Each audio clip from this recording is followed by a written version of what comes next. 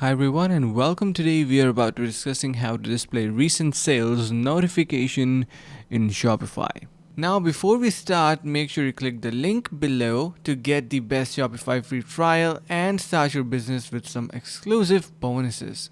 So by default we have notifications and settings from the bottom left side of our screen.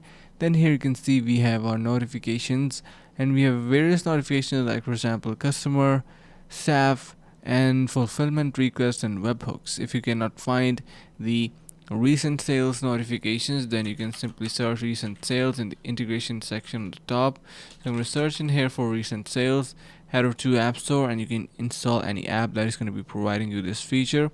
So you can see we have a boost, sale, trust badges, and all that. So this is going to be providing you this type of trust badges and sales type of stuff. So a lot of them are going to be providing you this feature, so make sure to give a try to something with a solid rating.